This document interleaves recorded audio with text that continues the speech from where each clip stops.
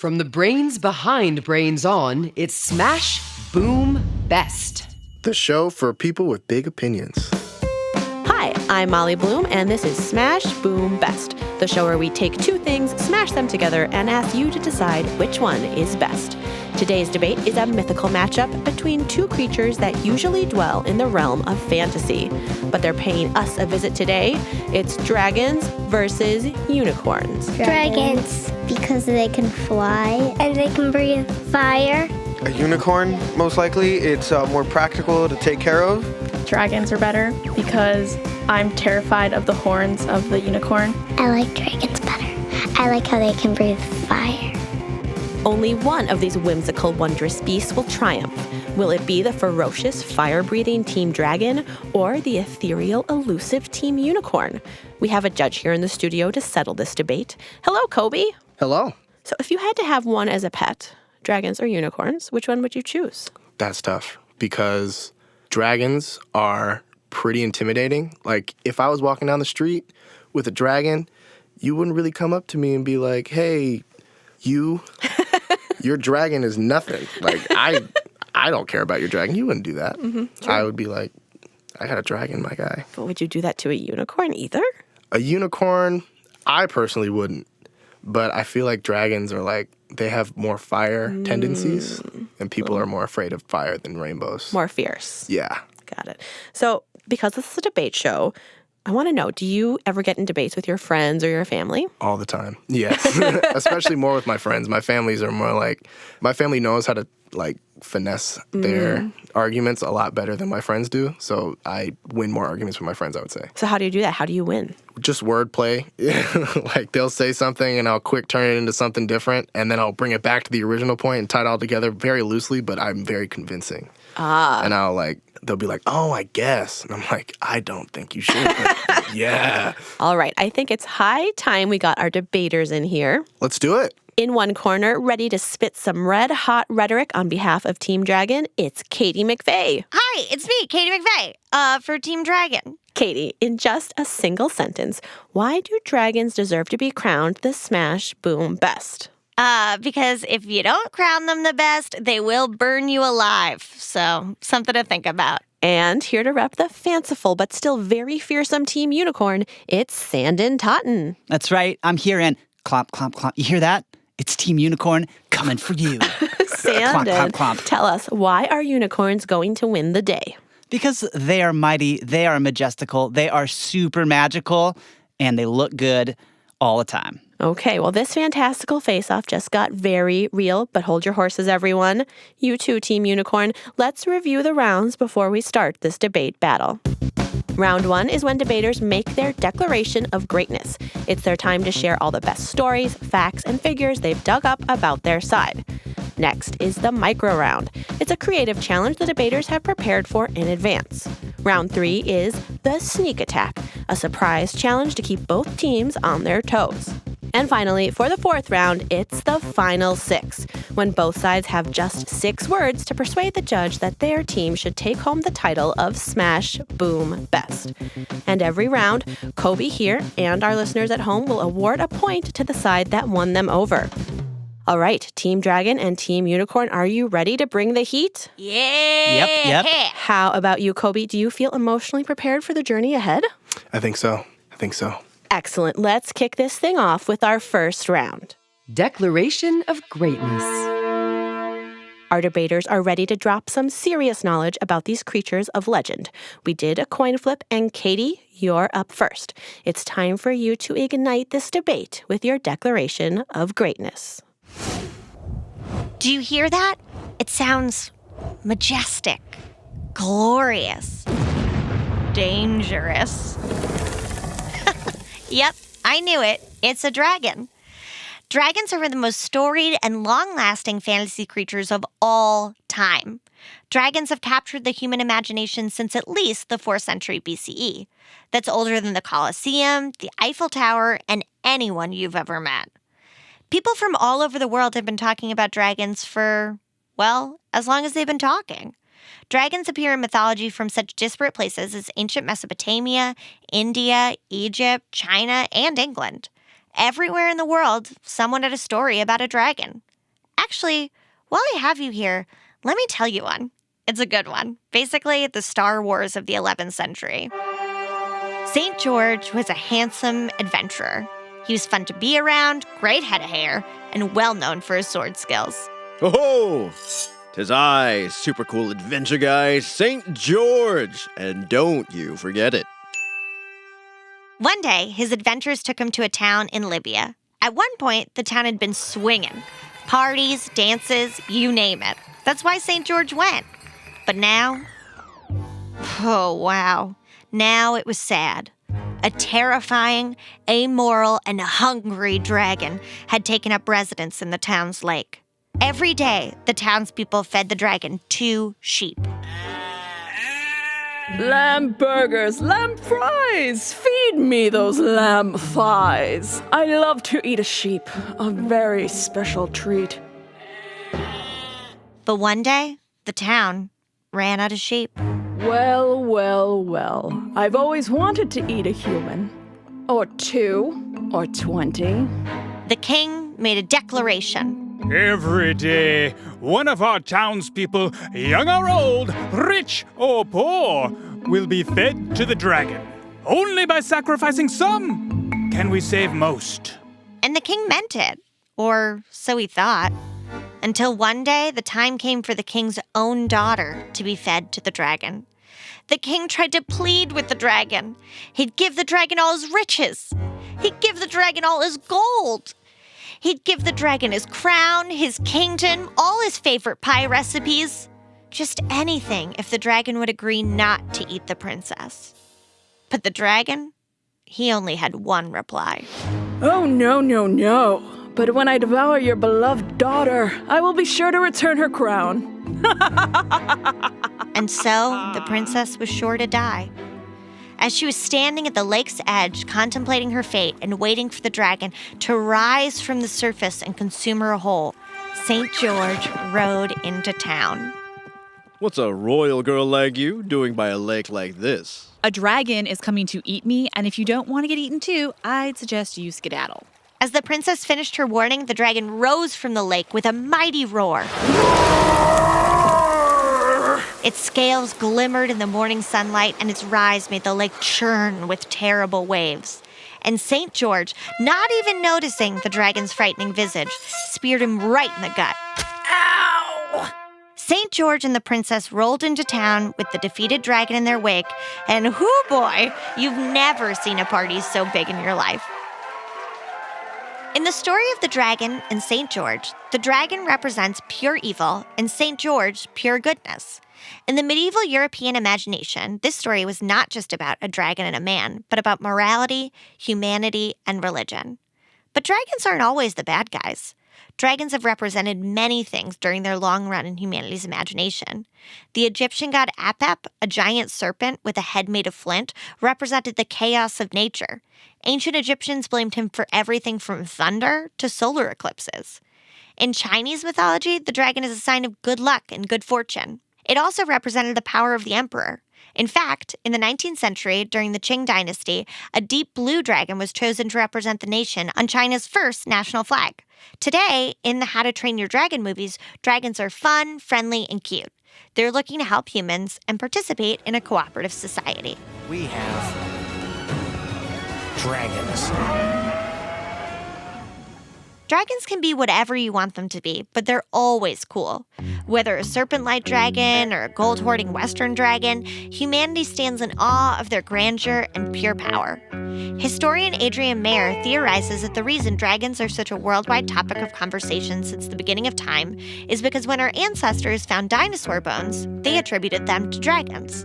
And you can understand why when you consider that the largest living lizard is called the Komodo dragon. Yeah, and watch out for me. I can weigh over 300 pounds and grow up to be 10 feet long. For sure, Komodo dragon. Call me when you can breathe fire. I usually avoid humans, so probably not gonna happen. Plus, no thumbs. Dragons. Can't live with them, but humanity has never lived without them. Very nice, Katie. Kobe, what did you think? What in that argument stood out for you? Definitely the beginning with the first, St. George story. That dragon was scary. Definitely very scary. Indeed. Now, Sandon, I know you're chomping at the bit to make your rebuttal, so you have 30 seconds to respond, starting right now.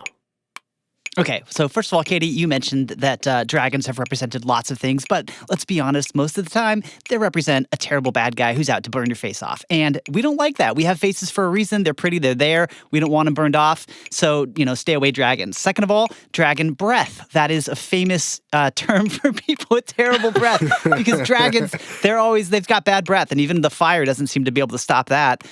Maybe they should stop eating garlic bagels or whatever they're eating all the time. And then also, there are lots of...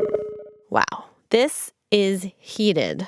Sandon, I do personally like garlic bagels, so I don't think that's a bad thing. But I know you have a lot more thoughts to share, and you're in luck because it's time to deliver your own declaration of greatness. You ready? Yeah. Have at it. Picture a unicorn. You probably see a majestic white horse-like animal with a long, spiraling horn. Maybe it's prancing in a meadow, or thinking deep thoughts by a waterfall, or galloping across a rainbow bridge of moonbeams, sparkle dust, and butterfly wishes. But that's just a cover. According to legend, unicorns are tough as nails, super magical, butt-kicking, crime-detecting, poison-purifying forces of nature. Being pretty is just a side gig. Take the legend of Bartholomew and Isabel. They lived in the Middle Ages, a time of kingdoms, castles, and questionable hygiene. What do you mean? I take a bath every year. That's Bartholomew, a famous knight who tamed a lion and learned to ride it like a horse. That's cool, but not as cool as my ride. And that's Isabel. Her dad gave her a unicorn as a wedding gift. Thanks, Dad.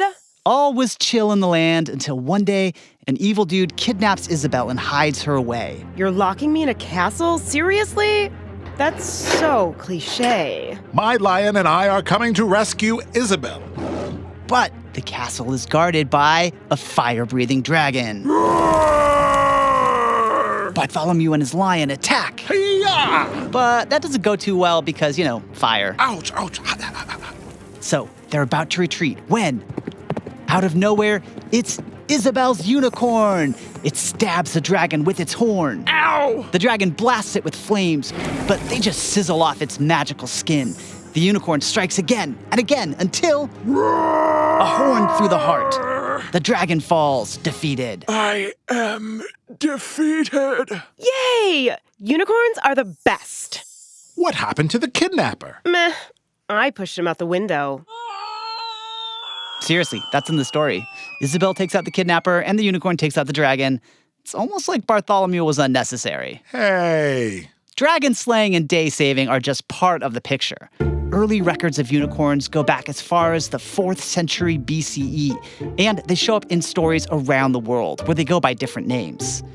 In ancient Persia and India, there's the mighty Karkadon. This fierce one-horned beast looks sort of like a rhino, and some say Alexander the Great rode one into battle.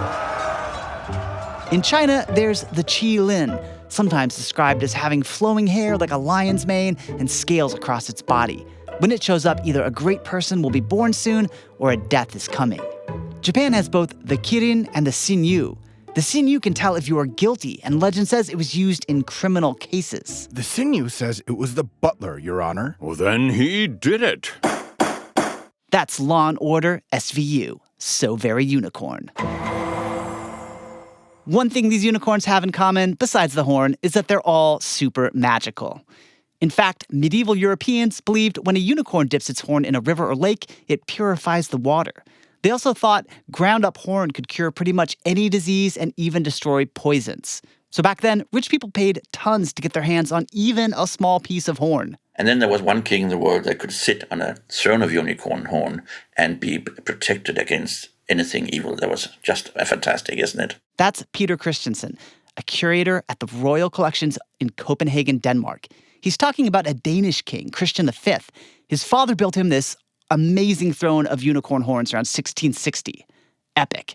It was used by Danish kings until the 1800s. It really made a great impression all over Europe because people have heard of thrones of ebony and gold and diamonds, but no one had ever heard about a throne of unicorns. I bet those other kings had serious throne envy. The horns were actually tusks from a whale called a narwhal. It's one of a handful of real creatures, like the rhino, that likely inspired stories of unicorns. And even today, the legend lives on. Unicorns show up on t-shirts, in toy aisles, on cupcakes, and in cartoons. And it's no wonder. They are the total package. Fierce fighters, defenders of justice, bringers of magic, and yes, very pretty to look at. Join Team Unicorn, and you too can ride off into the sunset on a rainbow bridge of moonbeams, sparkle dust, and butterfly wishes. Or you can side with dragons who will probably eat you, unless you're a unicorn. Some very, very compelling stuff from Team Unicorn there. So what do you think, Kobe? What stood out to you? One thing that I noticed very fast was that the dragons tend to die a lot. They tend to die a lot. And the unicorn has magic skin. What? That's impervious to fire? Yeah, and they never get acne. Oh, that's a big one. You're just making stuff up. This is a lie. Have you ever seen a unicorn with acne? I haven't. I've never seen a unicorn. You name me a modern unicorn who's participating in the culture. You can't name a single one. Oh, I will. It's coming. Oh, man. Well, both teams get a chance to rebut. So now you are up, Katie. Your 30 seconds start now. I think it's interesting that Sandon made a lot of arguments that I think bring unicorns into bad light. First off, unicorns, nobody likes to snitch. Secondly, you know who didn't have good health care? All of medieval Europe. And yet here you are participating. You're the big pharma of medieval Europe. Nobody likes it. Also, one unicorn beating a dragon does not a winning streak make. So call me when you've slayed a village of dragons, and then we'll talk. Okay, unicorns. Get 2 horns if you're so special. Time is up. That does it for round 1, which means it's time to award the first point. Okay, Kobe, don't tell us who you're going to give it to. Take a minute to think. Who impressed you this round? Who made the most compelling argument? Okay. Once you've decided, you can mark it down. Ooh. I want to say, Katie, I don't think unicorns were willing participants in this pharmacological. I think they didn't want to be medicine. It's kind of an unfortunate side effect of being awesome. Listen, they're not awesome, so they stink. Kobe, have you What, like dragon breath? I mean, never look a unicorn in the mouth. You know what I mean? Kobe, have you awarded your point? I have. Excellent. Yes. The suspense. Listeners at home, you can always press pause if you need more time. These are very difficult decisions, are they not, Kobe? They are mind-twisting decisions, yes. So, Katie and Sandon, how are you feeling at this point? Are you feeling optimistic? Of course I am. I'm Team Dragon, the best creature, so... The stress is just sizzling right off my magical skin. I'm fine. Ooh. We will be right back. With more Smash Boom Best.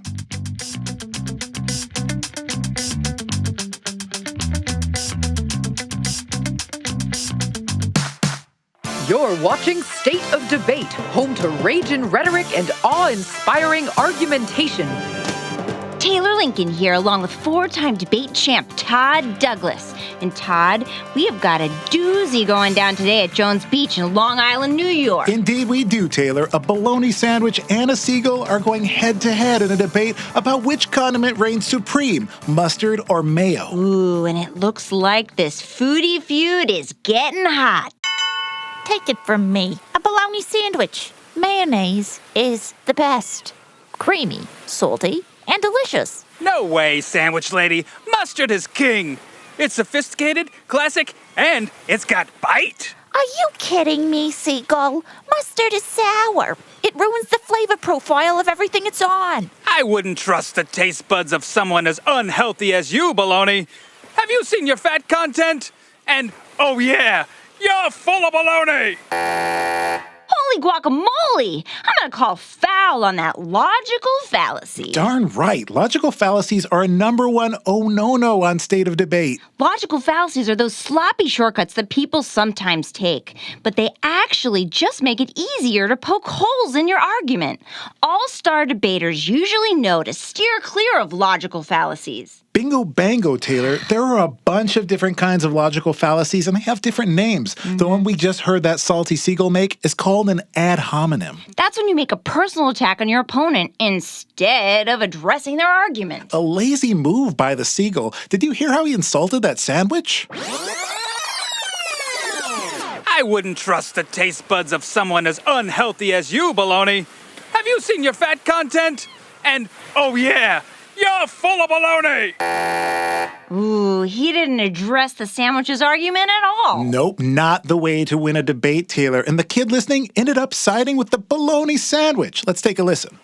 Hey, seagull! Stop insulting my bologna sandwich. Maybe if you used some facts and expert opinions to defend Mustard, I'd be on your side. But you lost me with that nasty ad hominem attack. Ooh, man. Gosh, just goes to show you that ad hominem fallacies don't win debates. Nope, if you're playing dirty, people can tell. So keep those arguments clean, debaters, and we'll catch you next time on State of Debate. Best. Smash. Smash Boom. Best. And we're back. You're listening to Smash Boom Best, the show about showdowns. We get incredible debate ideas from our listeners all the time, like this one from Sully in Santa Cruz, California. I have a debate idea, and it is skateboarding versus roller skating. We will check in again with Sully at the end of the show to see who he thinks should win. All right, it's time to get back to the fantastical focus of this debate, unicorns versus dragons. Our judge, Kobe, here is taking in a lot of info. How are you feeling, Kobe? Are you feeling swayed in either direction? I'm not gonna lie. I was pretty pro dragons in the beginning, but the unicorn side did come with some heat. Yes. Everybody loves an underdog, but it's always the hero who wins. It's even better when it's an underhorse. An undercorn, I like that. So, Stanton and Katie, are you ready to spar some more? Of course. I was born ready. Excellent, because it's time for Micro round. Both teams prepared in advance for this challenge called I'd Like to Thank the Academy. We asked Team Unicorn and Team Dragon to both write an acceptance speech for an award received by their side. All the details, including what the award is for, are totally up to them. So get ready to hear some name-dropping, some happy tears, and a whole lot of humble brags. Katie went first in round one, so Sandon, you're up. We'd like to invite Team Unicorn to the stage. And now, the award for the thing that's inspired the greatest works of art and culture, this year's Musi, is the unicorn! Seriously? Wow. I'm just so honored. It seems like only yesterday I was a magical little pony with a horn and a dream. First off, thanks to all the ancient manuscripts and paintings inspired by me. Shout out to the spectacular woven art known as the unicorn tapestries, made in the Middle Ages, but still on display today in New York because, hey, great art never dies, right? And speaking of great art, thanks to all the TV shows, books, and movies featuring me, The Last Unicorn, She-Ra, Harry Potter, and My Little Pony. Sup, my bronies? I see you. Thanks to all the people behind food trends like colorful unicorn toast and the unicorn frappuccino. Oh, and I can't forget all the blacklight poster makers, spray brush artists, and puffy sticker people. Thanks for using my likeness, all the time. I mean, I get it. Who else would use? A dragon? You'd scare people to death. And finally, to my queen, my idol, my inspiration, Lisa Frank. Your hyper-colored rainbow pictures show the real me. This is for you. Dare to be yourself, everyone. Thank you. Oh, well, mazel tov, Team Unicorn. Thank you. This is going to go on our trophy shelf with all our other trophies for being great. All right, well, now it's Team Dragon's turn to hog the spotlight. Come on up to the podium, Katie. All right. This will be read as the dragon, so I need to prepare my dragon voice. Ooh, I'm excited. Yes, yes! Enough applause, I get it. It's me, the dragon! Although you probably already knew that. With my dazzling wit and glittering hoard of treasure, who can ignore me? No one! Whether you're terrified of my mighty roar and fiery breath, or impressed with my ability to imbue you with good fortune, you've definitely heard of my work. Wrapping my serpentine body around all the greatest treasures of the world and also the fate of mankind. Who else could do it? When I was told I won the award for most beautiful mythological creature, I couldn't say I was surprised. Who is going to win? The Hydra, the Chimera, the Unicorn, that little weird-headed horse?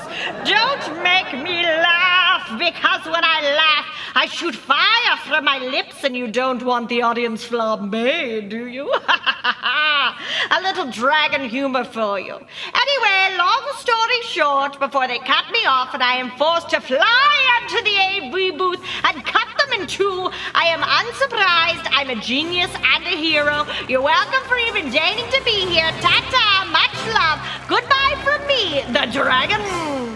Oh my goodness. Top tier. What an accomplished bunch we have here. Award winners all around.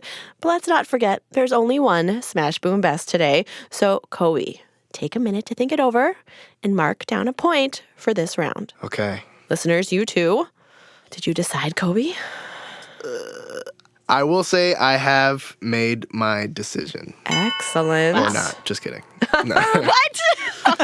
You got me. Okay, now it's on to the shiftiest, the slyest of rounds. Sneak attack. Our debaters have no idea what to expect from this round, and now it's time for the big reveal. Your sneak attack challenge is by any other name. So, let's pretend the side you're arguing for didn't have a name. We'd like you to come up with 3 alternative names for that thing. For example, if you were arguing in favor of mountains, you might rename them, I don't know, dirt mussels or raised forests, or how about mega mounds? Got it? Yes. Yeah, okay. Okay, so we're going to give you a minute to brainstorm while we play some relaxing hold music. Unicorns prance sparkle bright, even their poop is out of sight. One-horned magic, arbiters of love. Dragons soaring through the skies, breathing fire, fearfully sublime. Lucky lizards, better to keep them around.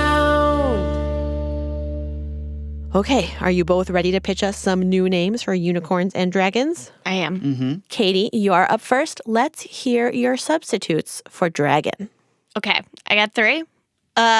Serpentine dream makers. Okay, that calls it beautiful sky demons and fire yellers of the ozone layers. Oh, very good. Okay, so Sandon, let's hear your alternates for unicorn. Okay, we've got pretty pointy ponies, spear-headed horses, and the magical mares of the forest. The magical mares of the forest. I like that because it could be a pun. Okay, Kobe, it is time to award a point for this sneak attack challenge. Who is the fastest on their feet? Or hooves. Oh my God. Or talons. This guy. So think it over. Okay. Listeners too, award a point. All right. I think I got it. Excellent. Now everything has been leading up to this last challenge designed to intimidate even the wittiest of wordsmiths. It's our debaters' very last chance to woo our judge Kobe in 6 words or less. The final 6. Sandon, you're up first this time. Let's hear you neigh your final 6 for Team Unicorn. All right, here we go. Always choose your one-horned friend. Okay. Team Dragon, a final opportunity to burn your opponent's arguments to a crisp. Go for it, Katie. Pockets of money, bellies of fire. Well, there you have it. You guys missed the snap and point that came to the end of that. visual for everybody. Yeah, there are 2 finger guns at the end as well. Well, both teams really brought it today. We've heard arguments based on history, science, lore, and pop culture, and now there's just one thing left to do. Kobe, have you awarded your final point? I think I have. Okay, the moment has come. Listeners, feel free to pause to talk it over if you need to. Kobe, which mythical creature is the winner? Okay. After careful deliberation, trials and tribulation, dragons and unicorn nations, I have decided that dragons are the winner. Yay!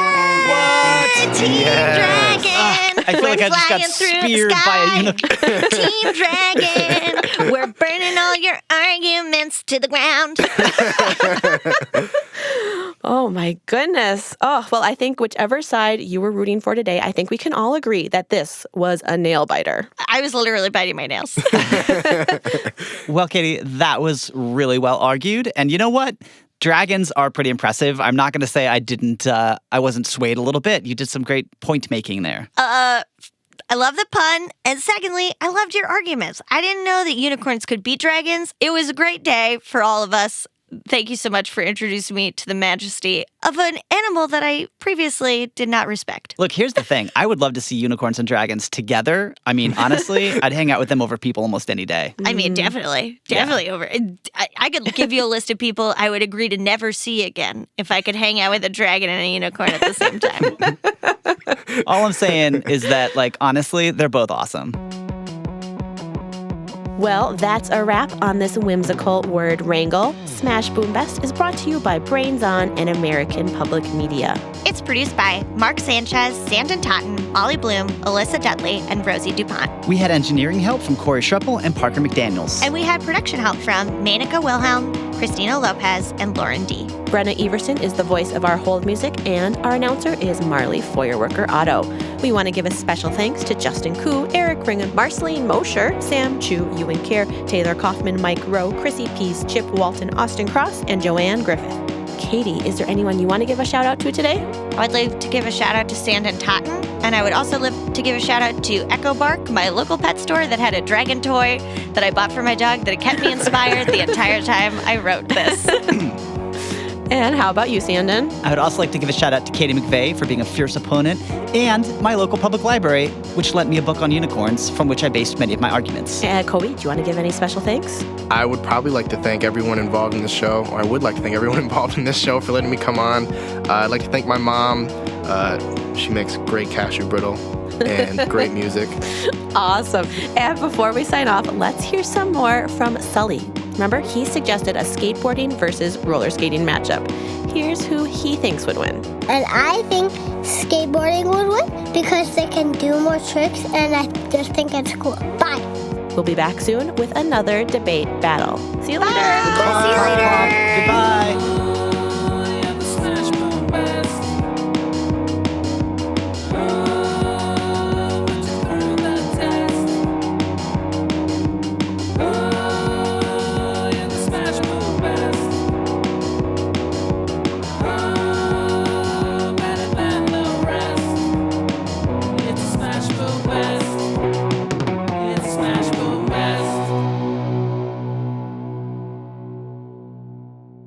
If a unicorn lives in Russia, how does he even have his horn out? It's cold there. Does he put a hat on it? Answer me these questions.